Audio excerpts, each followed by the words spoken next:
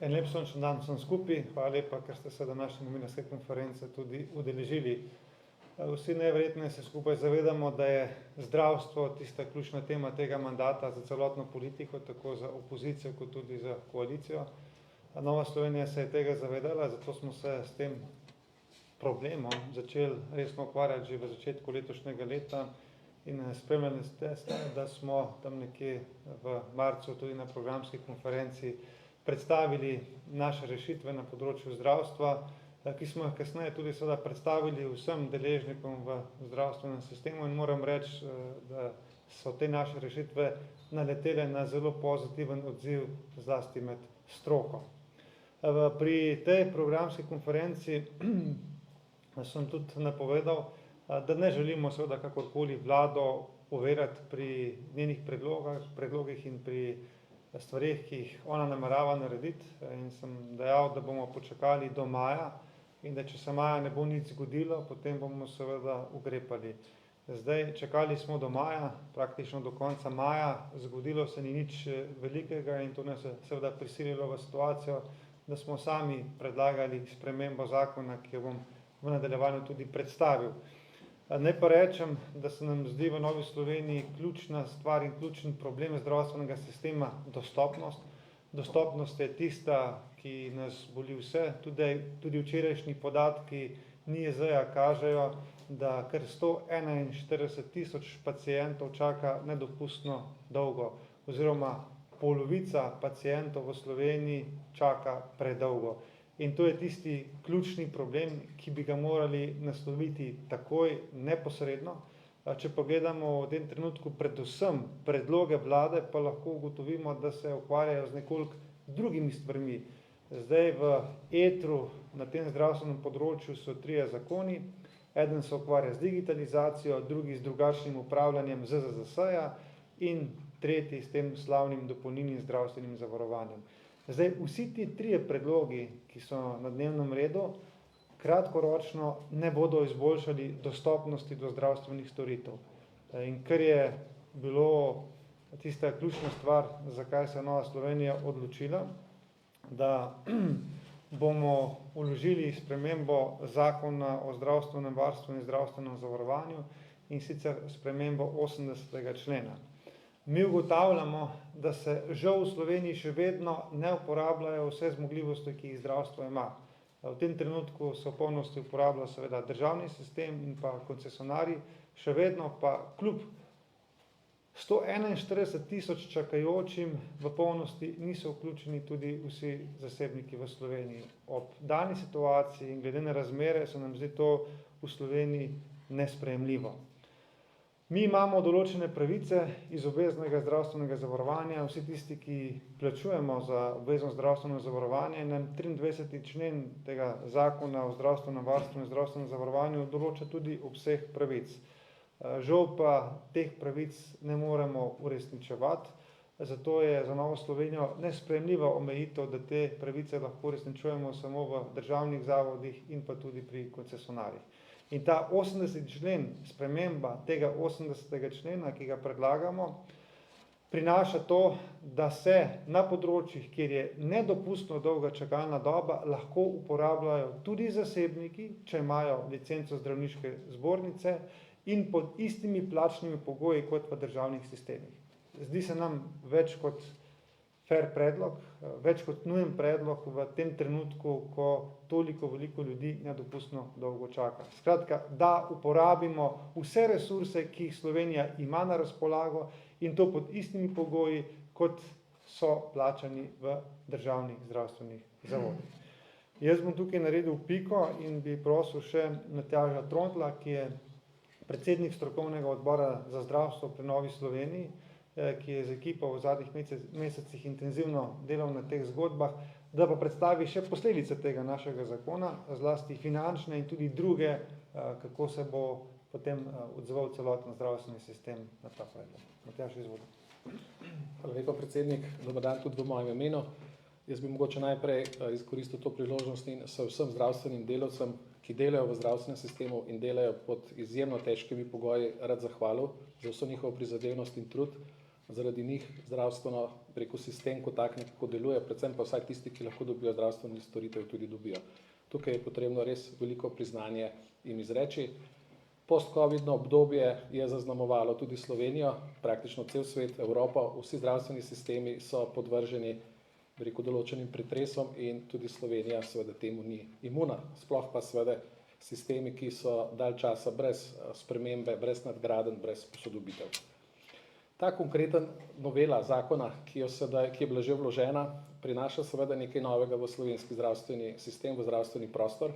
Po drugi strani pa pravzaprav so zametki te ideje, da se vključijo vse razpoložljivi resursi, ki so na voljo za to, da posameznik dobi zdravstveno storitev, je bilo že izkoriščeno v okviru nacionalnega razpisa, deloma pa seveda to omogoča tudi interventni zakon, ki pa seveda še ni prišel do te faze, da bi lahko tudi zasebniki bili vključeni. Zato je zelo pomembno, da pravzaprav ponovno ta fokus damo na področje, na tiste ljudi, ki imajo določeno storitev, ki jo potrebujejo, zaradi dolge čakalne vrste pa do te storitve ne dobijo.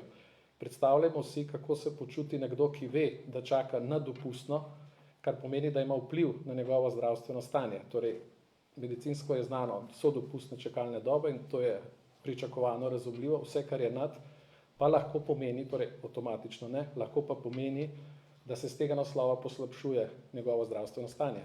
Znano je, slovenski zdravstveni sistem je dober za vse tiste ljudi, ki vstopijo v sistem, dobijo zdravstveno storitev in so lahko zelo hitro tudi, ustrezno pozdravljeni. Medtem ko tisti, ki čakajo, seveda te možnosti nimajo.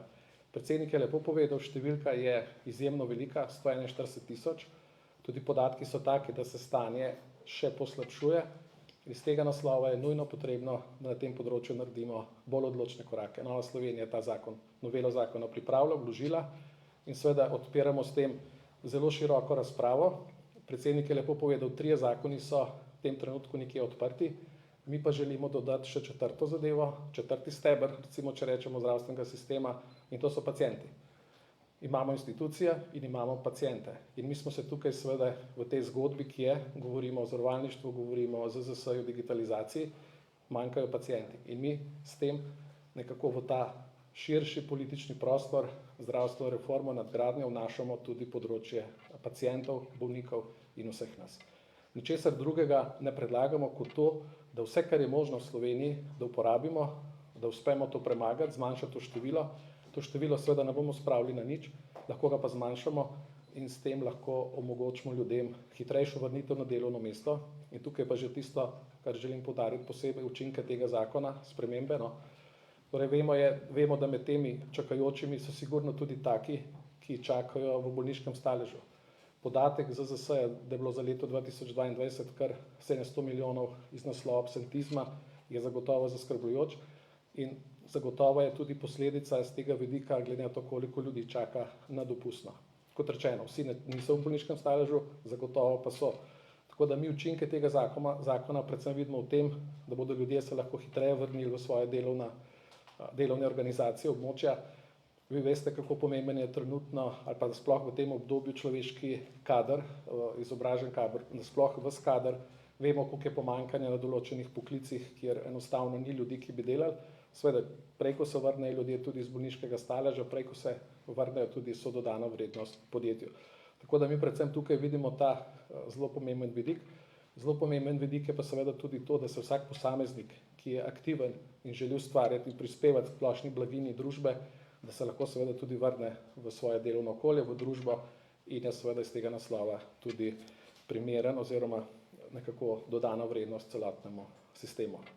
Skratka, odpiramo prostor, spustili smo se na področje pravic, kar je izključnega pomena, ponavljamo pa še enkrat, dejstvo je, da mi vplačujemo v zdravstveno blagajno, potrebujemo zdravstveno storitev, ta storitev nam je zagotovljena v okviru dopustnega obdobja. Ko se to dopustno obdobje premakne v čas, ki je nedopustno, pomeni, da je zavestno naša pravica do zdravstvene storitve kršena in naša pravica, ustavna pravica je, da to zdravstveno storitev v okviru možnosti, ki so na voljo, torej tudi pri drugih, ki niso del javne zdravstvene mreže, to storitev omogoči. Ponavljamo pa še enkrat, to je možnost izbire nikako ne pomeni, da bo zdaj vsak lahko to tako šel, ampak je pa možnost izbire. Torej, in to je tisto, kar si predvsem želimo, da se lahko posameznik tudi odloči. Hvala lepa. Mogoče za gospoda Tomina vprašanje, glede na to, da so ti zasebniki trn v peti, predvsem levih politik, kaj tokrat ob vlaganju te novele pričakujete na tem področju? Zanimo, uživate že ta trenutek tudi podporo opozicijske SDS in pa seveda, če ste iskali kakšne simpatije tudi po koaliciji. Mi seveda v ospredje postavljamo potrebe pacienta in ne samega državnega sistema. In če polovica slovenskih pacientov čaka nedopustno dolgo, se mi zdi enostavno logično in nujno, da vključimo vse resurse. In tudi te tako imenovani zasebniki, ki se jih na levici tako bojijo, imajo natančno predpisano, kdaj se lahko vključujejo. Gre samo za primere, ko so čakalne dobe nedopustno dolge in še to pod istimi pogoji, kot državni ZZZS plača v državnih zavodih. Skratka, stvar je popolnoma logična, da denar ne bo šel kar tako v neke zasebne roke, ampak bo šel zgolj za zmanjšanje čakalnih vrst in še to pod istimi pogoji, kot bi to bilo v državnih zavodih. V danih okoliščinah jaz mislim, da je to več kot korekten predlog. Minister za zdravje je s tem predlogom že bil seznanjen.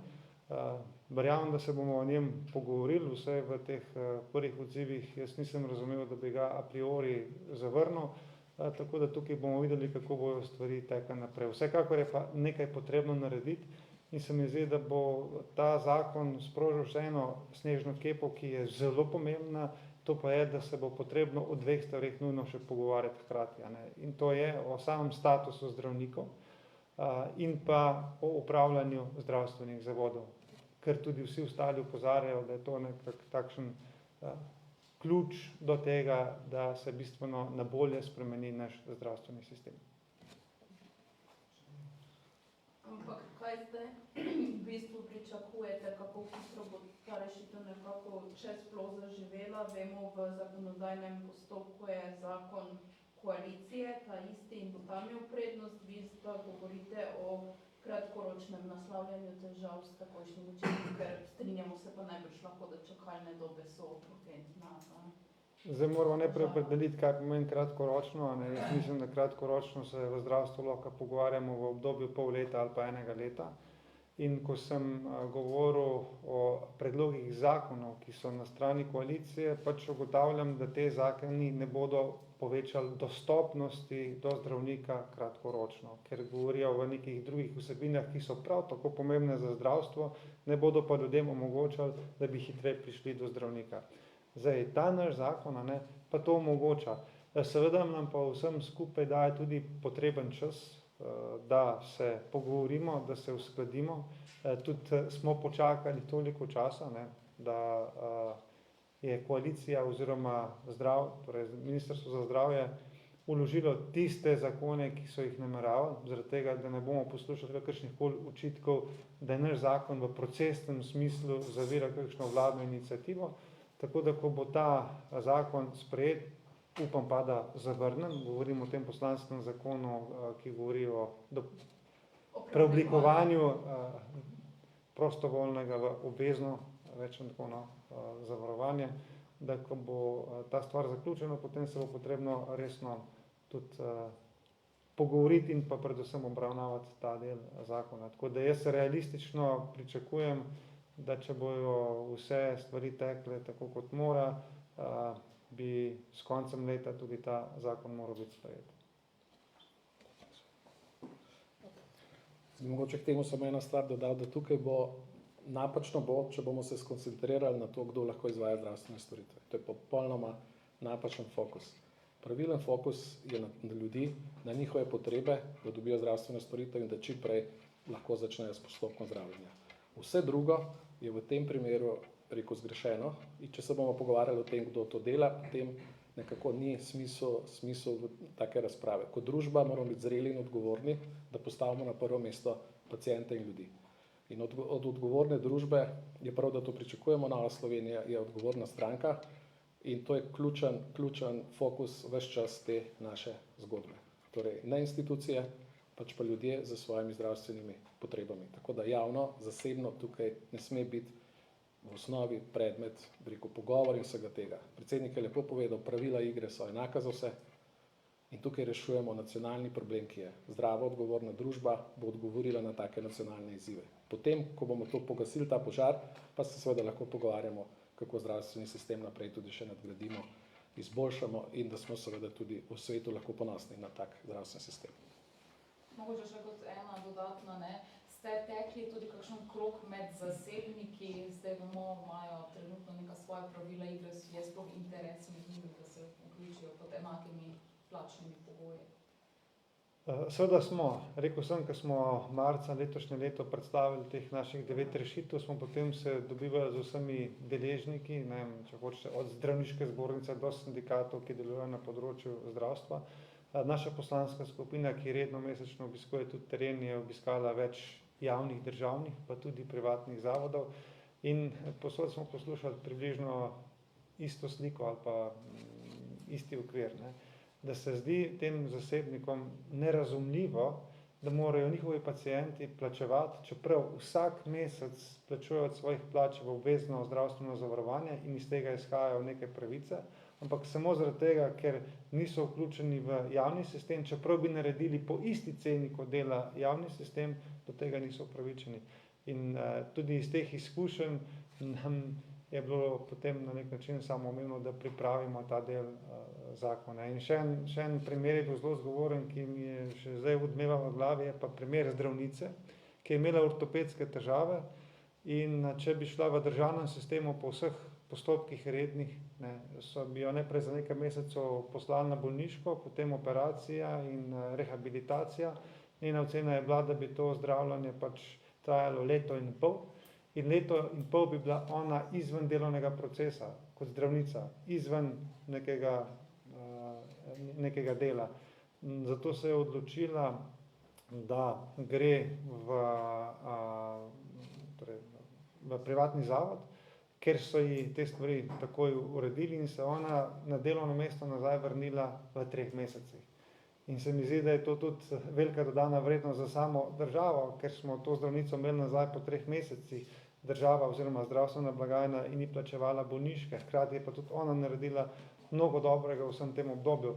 In to je recimo zgolj ena izmed takih norosti, ki jo želimo s tem zakonom preprečiti. In ta zakon je usmerjen ciljno glede na sedanjo situacijo, ko je čakajočih res veliko, zaradi tega je podčrtano, ne, da gre za primere, ker so čakalne dobe nedopustno dolge, ne tam, ker bi si morda slučajno kdo kaj želel in morda tudi potrebuje, pa ni najnujnejše oziroma najbolj potrebno, ampak zgolj tam, ker so čakalne vrste nedopustno dolge in še enkrat pravim pod istimi finančnimi pogoji, kot če bi to opravili v državnih zavodih.